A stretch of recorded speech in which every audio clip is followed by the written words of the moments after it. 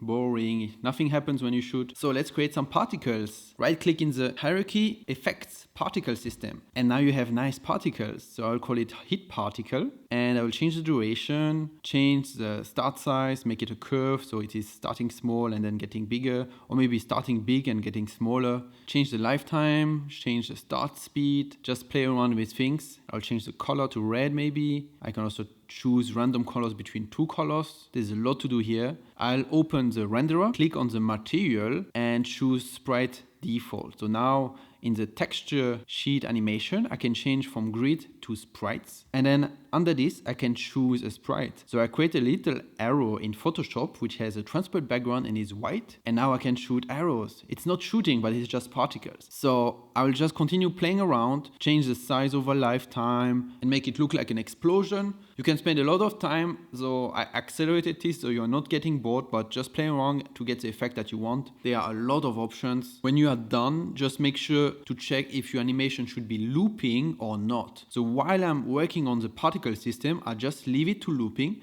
but at the end I will just uncheck looping because I want that it is just a burst. So once you are happy with it, well, you drag your hit particle into the prefab folder. And this creates a prefab so you can reuse it. So now to use it is super easy. You go into the bullet script, add a public game object called hit particle prefab, and then when it is colliding, well, basically you create a particle. So you say instantiate the particle prefab object. And where it should instantiate? Well, at the position of the bullet, which is the transform.position and the transform.rotation. And then we will put this in a game object because we want to keep the variable and call at the end destroy hit particle after some 4 seconds, depending on how long your animation is. Well, because it is just doing it once, so it is just animating and then you remove it. So click on the bullet prefab and drag the hit particle from the prefab folder into the placeholder variable. So now when you hit, it is exploding. That's nice. And I just spent much more time on it and changed a few things. And now it looks like that and it's much better. And yeah, that's pretty much